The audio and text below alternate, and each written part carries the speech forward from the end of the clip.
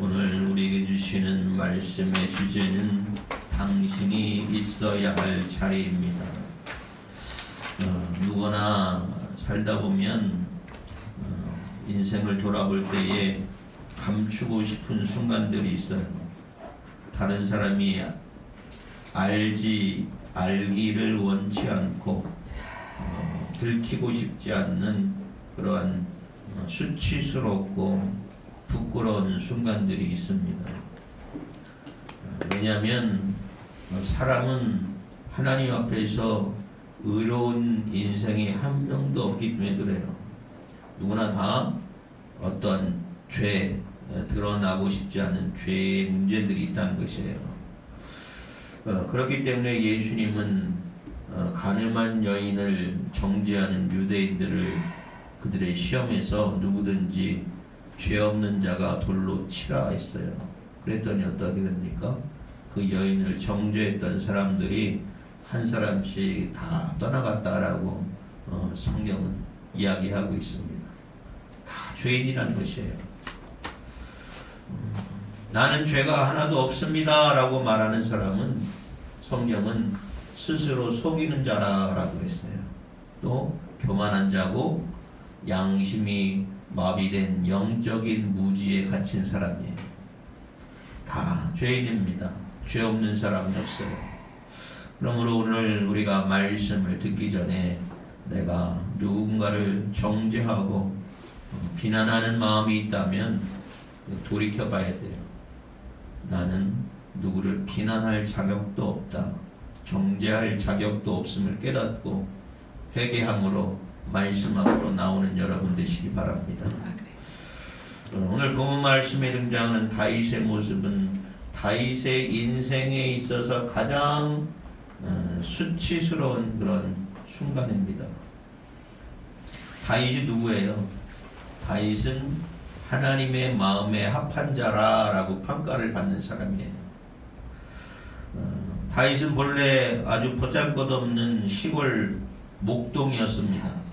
그러나 그 시골 목동이었던 다윗은 하나님이 늘 최우선이었어요. 그래서 하나님이 자신의 인생의 주인임을 알고 하나님은 만군의 여호와임을 알며 하나님께 순종하다가 충성했다가 이스라엘의 위대한 왕이 된 사람이 바로 다윗입니다. 그가 한때 이스라엘을 괴롭히던 거인 장수 골리앗을 맞서 싸우잖아요. 막대기와 물맷돌 하나 가지고 만군의 여호와의 이름으로 가서 승리를 했던 사람들입니다. 또 광야에서 10년을 넘게 고통의 순간, 사울의 핍박의 순간을 견뎌내면서도 하나님을 올곧이 신뢰했던 것이 바로 다윗이었어요. 그리고 하나님의 언약궤가 이스라엘로 돌아왔을 때에 왕의 채통을 읽고 정말로 기쁨으로 감사하고 축하했던 사람이 바로 다윗이에요. 그래서 다윗은 정말로 하나님 앞에서 참된 예배자이고 하나님의 마음에 합한 자로서 평가받던 사람들입니다. 그런데 오늘 본문 말씀은 다윗이 무너져 내리는 그 순간을 본문 말씀을 통해서 우리는 볼 수가 있습니다. 아무리 잘해도 그 사람이 무너져 내리는 것은 한순간이에요. 전쟁터가 아니라 왕궁 지붕에 있다가 전투가 아니라 산책을 하다가 칼을 잡고 있는 것이 아니라 엉뚱한 시선을 돌리다가 하나님 앞에 범죄하는 그런 모습이 오늘 본 말씀에 나오고 있어요. 우리가 흔히 생각할 때에 다윗이 우연히 옥상에서 목욕한 여인을 보다가 우연한 유혹 때문에 범죄했다고 생각할 수 있어요. 그런데 우연히 죄 가운데 넘어진 것이 아니라 자기가 있어야 할 자리에 있지 않고 자기가 있어야 할 자리에 있지 않았기 때문에 범죄했다는 것을 우리는 깨달아야 돼요. 시편 1편의 말씀이 있죠. 복 있는 사람은 악인들의 꾀를 따르지 아니하며 죄인들의 길에 서지 아니하며 오만한 자들의 자리에 앉지 아니하고 라고 했어요. 우리가 어떠한 자리에 있느냐, 또 어떠한 사람과 함께 있느냐에 따라서 우리의 영적인 운명이 달라질 수가 있어요. 그러므로 여러분, 날마다 내가 만나는 사람이 누구인지, 내가 교제하는 사람이 누구인지, 내가 함께하고 내가 서 있는 자리가 어디 있는지를 잘 돌이켜 보시기 바랍니다. 그래서 내가 죄인의 길에 서고 있지는 않은지, 아니면 하나님께 영광 돌리는 복된 길에 서 있는지를 우리는 돌이켜 봐야 돼요. 1절 말씀에 보면 다윗이 어떠했는지를 볼 수가 있어요. 그 해에 돌아와 왕들이 출전할 때가 되매 다윗이 요압과 그의 신하들과 온 이스라엘 군대를 보내니 그들이 암몬 자손을 멸하고 라빠를 에워쌌고 다윗은 예루살렘에 있었더라 했어요. 왕들이 출전할 때에 겨울이 지나고 봄이 되어서 이스라엘이 적과 맞서 싸워야 할 때에 다윗은 예루살렘에 있었다는 것이에요. 왕이 있어야 할 자리는 어디냐면 전쟁터예요. 군대들과 함께 있어야 돼요. 군대가 나갈 때 무엇이 나가느냐면 하나님의 언약궤가 함께 나가요. 그러니까 다윗은 하나님의 언약궤와 함께 군사들과 함께 전쟁터에 있어야 되는데 그것이 왕으로서의 다윗의 사명이에요. 그런데 지금 자신의 사명의 자리를 비워둔 것이에요. 자신이 있어야 할 사명의 자리, 전쟁터, 군대에 함께 있는 것이 아니라 그 모든 것을 자신의 군대장관 요압에게 맡겨두고 자신은 평화롭게 예루살렘 궁전에서 여유를 즐기고 있었다는 것이에요. 위기의 순간에는 늘 긴장하고 영적으로 깨어 있어야 되는데 다윗은 평화를 즐기고 있어요. 여유를 즐기고 있어요. 마치 영이 잠들어 깨어있지 못한 사람처럼 자신의 사명을 깨닫지 못하고 왕궁에서 여유를 즐기고 있었던 것이에요. 다윗은 왕위가 잘 되어지고 또 전쟁도 늘 승리하고 나니까 이제는 내가 쉬어도 되겠구나 생각했던 것이에요. 성공의 자리에서 긴장이 다 풀어지고 마음도 풀어지고 영도 풀어지고 가장 취약해진 모습으로 왕궁에 있었어요. 시험은 성공한 뒤에 찾아옵니다. 성공했다고 착각에 빠진 것이에요. 이 모든 것이 다 하나님께서 주신 은혜임에도 불구하고 그것을 망각하고 이스라엘 군사가 얼마든지 저 대적들을 이길 수 있다. 그러니까 왕궁에서 태평하게 머물러 있는 것이죠. 사랑하는 여러분, 우리가 평안할 때에 더 애쓰고 힘써서 기도해야 하는 줄 믿으시기 바랍니다. 평안할 때에, 태평할 때에 우리는 더 기도에 힘쓰고 내 사명의 자리를 찾아가야 돼요. 우리의 사명의 자리는 어디예요? 기도의 자리입니다. 예배의 자리입니다. 찬양의 자리예요. 우리는 하나님으로부터 부름받은 사명자예요. 그것이 우리 성도의 자리예요. 또 날마다 여러분의 사명의 자리를 찾아갈 수 있는 여러분 되시기 바랍니다. 맡은 바 사명의 자리를 깨어있지 않으면 사단 마귀가 그 틈을 노리고 달려오는 것이에요. 베드로전서 5장 8절에 근신하라 깨어라 너희 대적 마귀가 우는 사자같이 두루다니며 삼킬 자를 찾나니 라고 말씀하고 있어요. 우리의 영이 깨어있지 않고 잠들어 있으면 사자처럼 우는 사자처럼 먹이를 노리는 사자처럼 어떤 먹이를 먹을 것인가 달려든다는 것이에요. 그러므로 날마다 우리의 영이 깨어있는 여러분 되시기를 주님의 이름으로 축원합니다. 다윗이 어떻게 범죄했습니까? 2절 말씀 보면 저녁 때에 다윗이 그의 침상에서 일어나 왕궁 옥상에서 거닐다가 그곳에서 보니 한 여인이 목욕을 하는데 심히 아름다워 보이는지라 라고 했어요. 저녁 때에 잠이 오지 않았어요. 왜 잠이 안 옵니까? 자기의 군사들은 전쟁터에서 열심히 맹렬히 싸우다가 어떻게라도 시간이 나면 쪽잠이라 자려고 애쓰는 시대에 그때의 다윗은 아무 하는 일 없이 허랑방탕하더니 밤에는 잠을 자지 못한 거예요. 그러다가 왕궁 옥상을 거닐다가 엉뚱한 장면을 목격해요. 저 밑에서 목욕하는 한 여인을 발견합니다.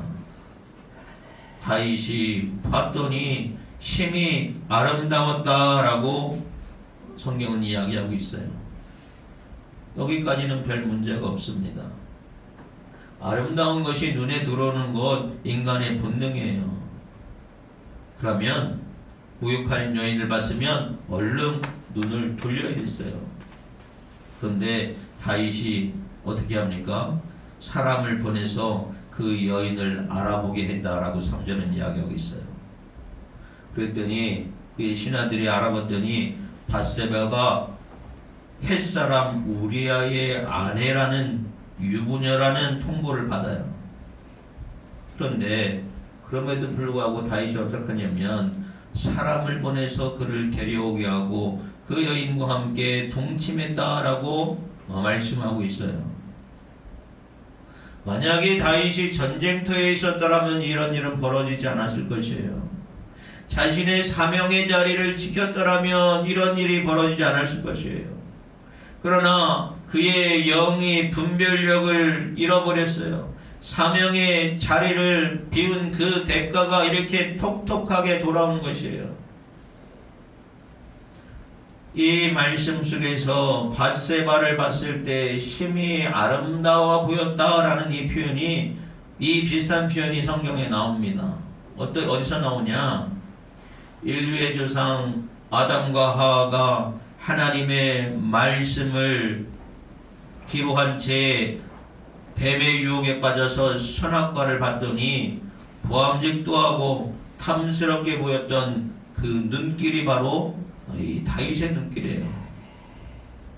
근데 또 다른 눈길이 있습니다. 어떤 눈길이 있냐면 하나님이 세상을 창조하시고 보시기에 심히 좋았더라 라는 말씀이 있어요. 하나님이 세상 만물을 창조하시고 보시기에 심히 좋았더라.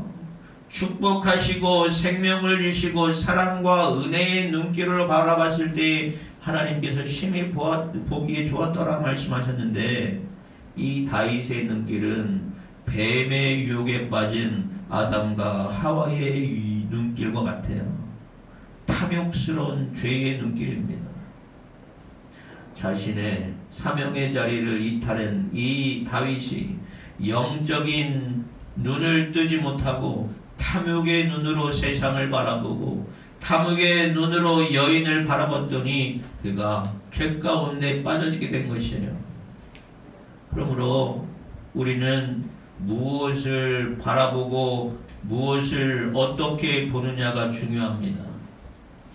오늘 나는 무엇을 보는지 여러분 돌이켜보시기 바랍니다.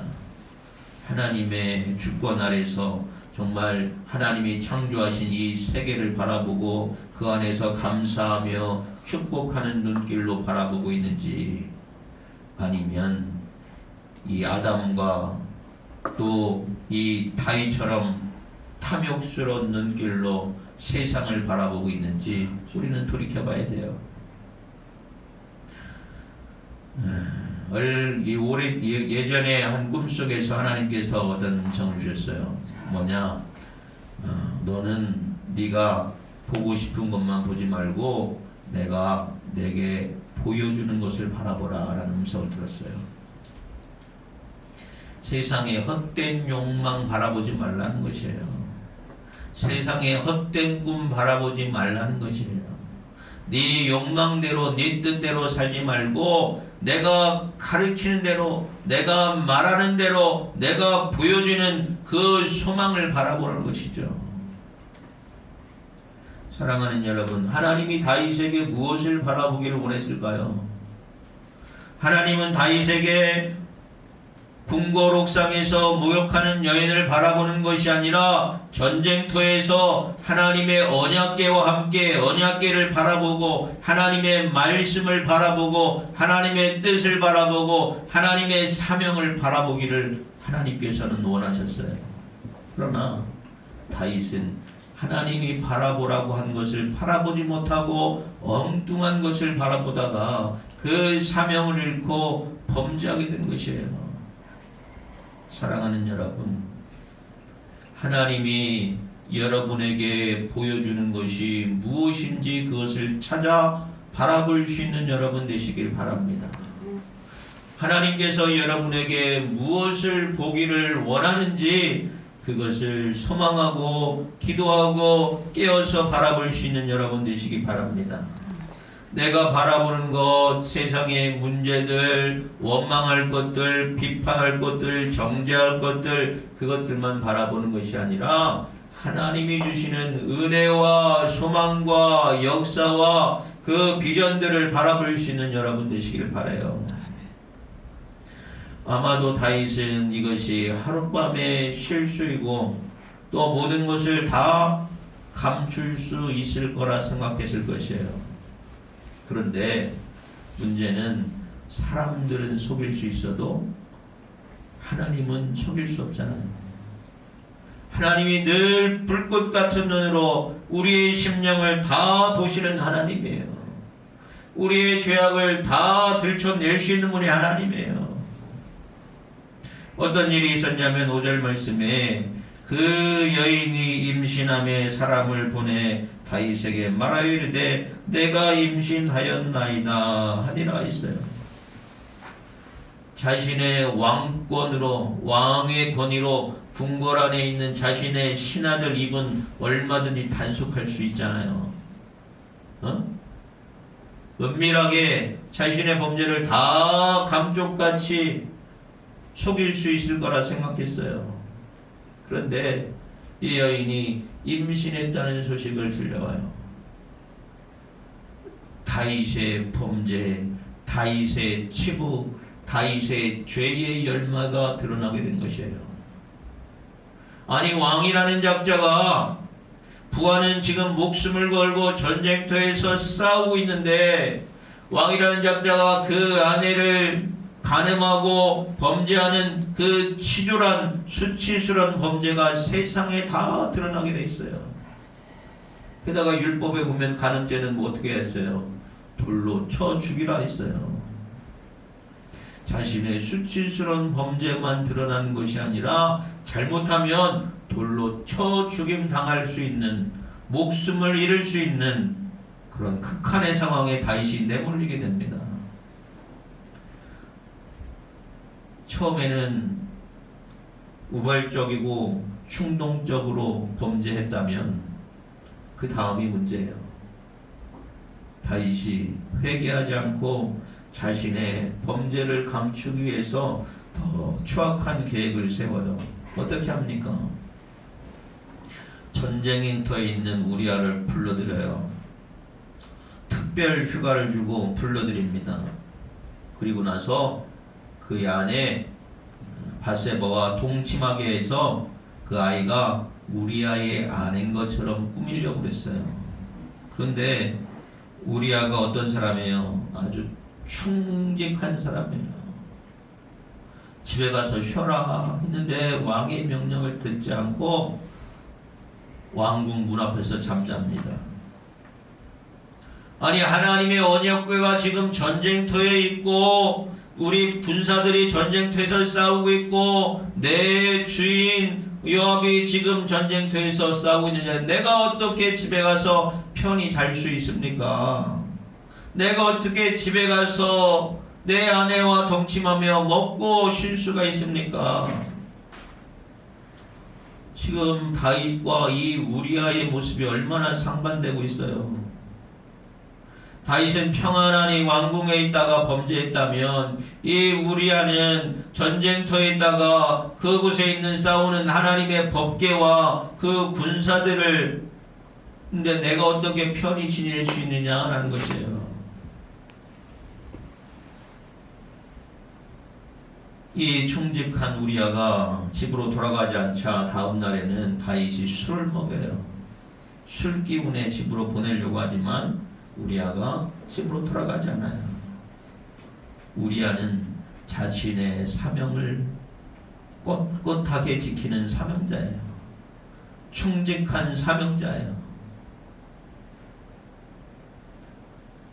다윗의 꾀가 통하지 않자 다윗은 더 독한 계획을 세워요. 어떤 계획을 세웁니까?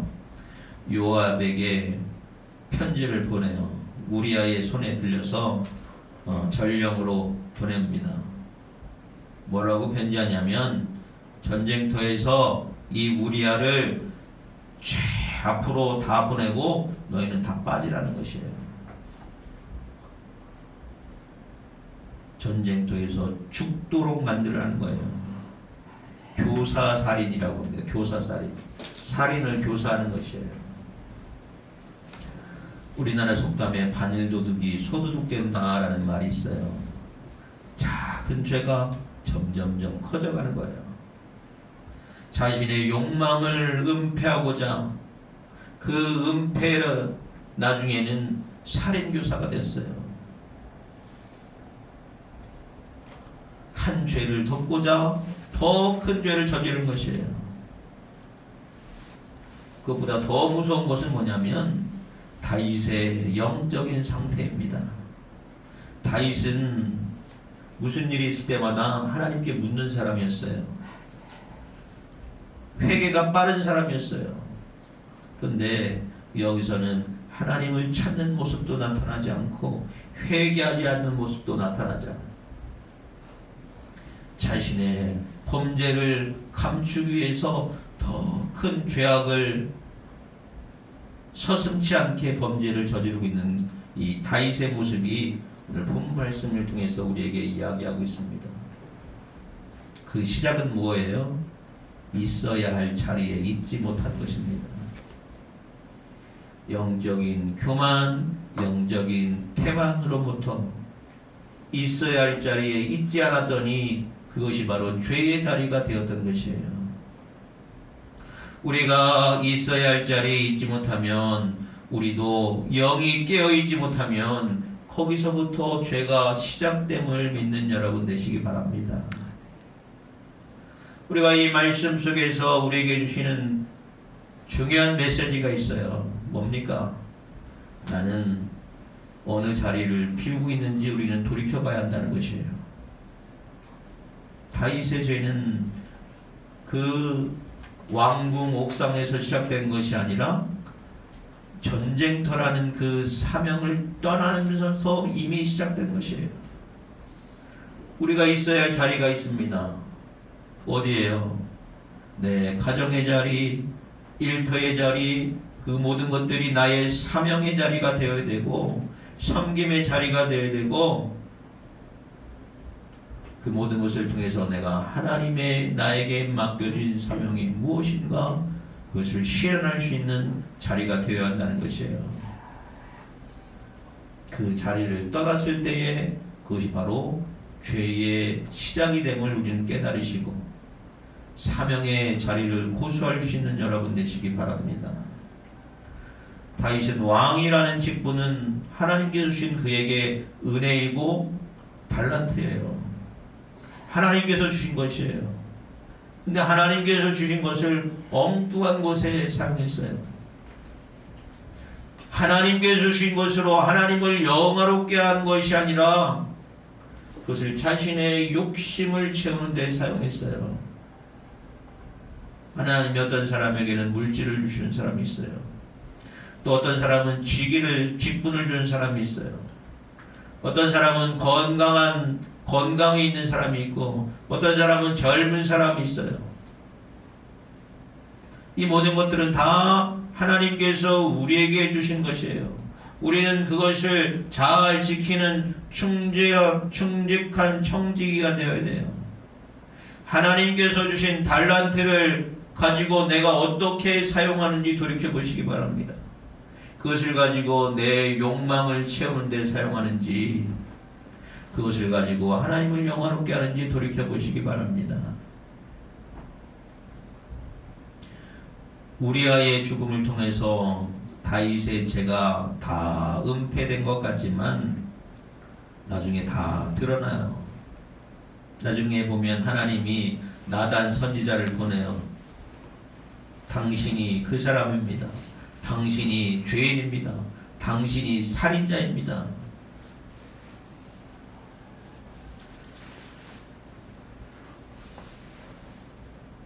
결국 다윗이 회개를 하죠. 하나 사랑하는 여러분, 죄의 결과는 아주 비참한 것이죠. 회개했다고 해서 그의 죄의 흔적까지 다 사라지겠습니까? 이스라엘의 역사적인 왕, 위대했던 왕 다윗이 그의 자리를 떠나서 한 여인을 보고 심히 아름다웠더라. 그의 마음에 품었던 그 죄악으로 말미암아 엄청난 사건이 벌어진 것이에요. 간음과 은폐와 살인교사와. 우리는 이 다윗의 이야기를 통해서 우리 자신을 통해서 물어봐야 돼요. 나는 내가 있어야 할 자리가 어디인가? 나는 내게 주신 은혜, 내게 주신 달란트를 어떻게 사용하고 있는가? 돌이켜보시고 하나님의 말씀, 은혜 가운데 살아갈 수 있는 여러분 되시기 바랍니다. 시편 51편에 보면 다윗이 이 사건 이후에 하나님께 회개하면서 드린 시편이 바로 시편 51편의 기도예요. 어떻게 기도했냐면, 하나님이여 내 안에 정한 마음을 창조하시고 내 속에 정직한 영을 새롭게 하여 주시옵소서 기도합니다. 우리 안에 정한 마음을 주시고 정직한 영을 새롭게 하시는 하나님의 은혜가 있기를 주님의 이름으로 축원합니다. 다 범죄할 수 있어요. 다 지울 수 있어요. 그러나 그 범죄로 끝나서는 안 돼요. 회개의 자리로 돌이켜야 됩니다. 회개해야 회복할 수 있어요. 그것이 다윗을 통한 하나님의 역사예요. 지금 내가 있는 자리가 어디 있는지 돌이켜보시고 하나님의 은혜의 자리로, 사명의 자리로 속히 돌아갈 수 있는 여러분 되시기를 주님의 이름으로 축원합니다. 아멘. 우리가 있어야 할 자리는 말씀의 자리, 기도의 자리, 찬양의 자리, 예배의 자리예요. 그곳에서 하나님의 은혜가 있고 하나님의 역사가 있습니다. 날마다 여러분을 부르시는 그 자리에 함께하는, 그래서 하나님을 주시는 은혜와 복과 형통함이 넘쳐나는 여러분의 복된 삶이 되시기를 주님의 이름으로 축원합니다. 기도하겠습니다.